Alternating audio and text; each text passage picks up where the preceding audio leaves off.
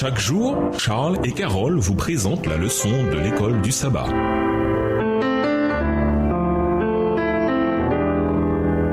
Bienvenue dans votre émission. Dieu nous parle. Nous voilà à la leçon 12, une louange sans fin. Étude de la semaine, Psaume 134, Ésaïe 42, les versets 10 à 12, Apocalypse 14, le verset 3, Psaume 15, Psaume 101, les versets 1 à 3, Psaume 96, Apocalypse 14, les versets 6 à 12, Jean 4, les versets 23 à 24. Verset mémorisé. Je chanterai pour le Seigneur tant que je vivrai. Je chanterai pour mon Dieu tant que j'existerai. Psaume 104, verset 33. À mesure que notre expérience de la grâce et de la puissance de Dieu augmente, nous sommes poussés à demander avec le psalmiste: comment rendrai-je au Seigneur tous ses bienfaits envers moi? Psaume 116, verset 12. La réponse est incontournable, en consacrant notre vie à être fidèle à Dieu. Dans les psaumes, Israël n'est pas qu'une nation, mais la grande assemblée. Psaume 22, verset 23 et 26, dans la version Semeur, Psaume 35, verset 18. Cette expression révèle l'appel fondamental d'Israël à louer Dieu et à rendre témoignage de lui devant les autres nations, car le Seigneur veut que le monde entier se joigne à son peuple pour l'adorer. Le peuple du Seigneur est identifié au juste qui adore le Seigneur et dont l'espérance se trouve en lui et en son amour. Louer le Seigneur dans l'assemblée est perçu comme l'adoration idéale. Cela ne veut pas dire que la prière et la louange individuelle en Israël est une signification secondaire. Au contraire, l'adoration individuelle nourrit l'adoration collective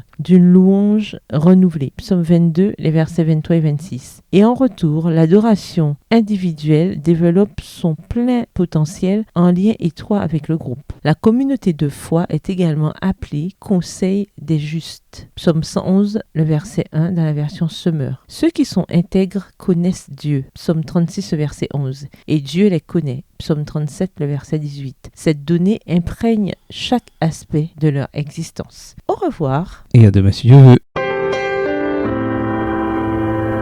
Dieu nous parle.